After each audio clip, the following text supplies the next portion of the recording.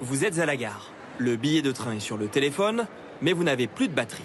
Sur les bornes de recherche publique, coup de chance, un câble traîne. Le problème, c'est qu'il a été laissé par une personne malveillante. Il contient un virus qui est en train de pirater votre téléphone. On entend parler plein de fraudes, mais alors celle-là, non, je la connais pas. Ça vous surprend? Avec juste un câble USB, franchement, oui. Je sais pas comment ils font. Comment un simple câble peut-il mettre en danger votre téléphone? La technique, Gaël, spécialiste en cybersécurité, la connaît bien.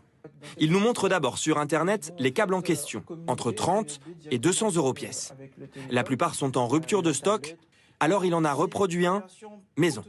Ce que l'on a dans le câble, c'est exactement la petite puce noire qui est ici et puis la même ici. Il prend un téléphone et simule une attaque.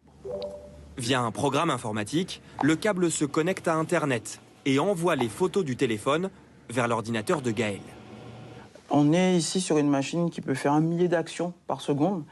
Et donc là, j'ai mis une pause d'1 seconde entre chaque action, mais dans la vraie vie, un battement de paupières suffit à exécuter une attaque.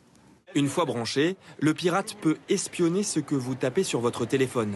Il peut ainsi récupérer vos mots de passe, vos messages.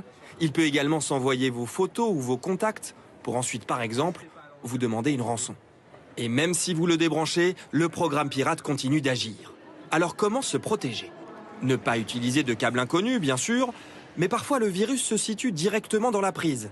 Surtout sur ce type de sortie USB que l'on trouve dans les trains ou dans les salles de réunion. Dans ce cas-là, vous pouvez utiliser ceci, un bloqueur de données. Dans le jargon, on appelle ça un préservatif USB.